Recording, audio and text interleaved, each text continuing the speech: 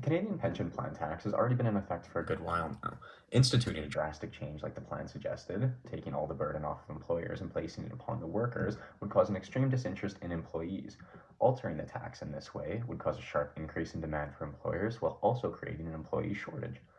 Doing this would be extremely dangerous for an economy, as the number of workers available would drastically decrease, thus causing the economy to plummet. To try and figure out the optimal tax, we can look back to the deadweight loss slash tax size graph from chapter 9.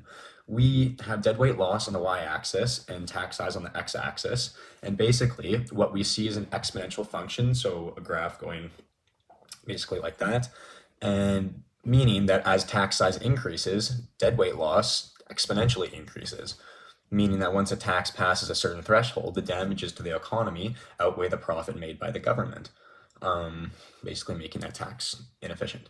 Now, referencing this back to the question, we can see that if the entirety of the tax is placed on one group, it makes the tax too high, and it's no longer beneficial to the economy.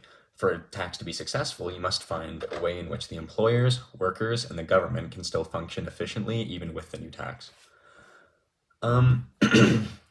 And the best way to determine how much of the burden should be allocated to each party, we have to, again, look at the idea of efficiency. Economics is all about the idea of being efficient, completing tasks in the most optimal way for both time and resources. Basically, to figure out how much to tax each group, we just have to look at what is going on, or at what is going to be the optimal tax number to create the largest profit possible. Now, if the CPP and the CPP tax were to be eliminated, I believe the number of workers would increase.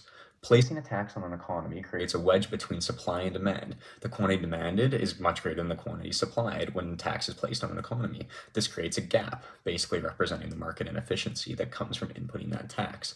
Now, looking back at our scenario, the government has placed this tax among all employers and employees, creating inefficiencies in the market.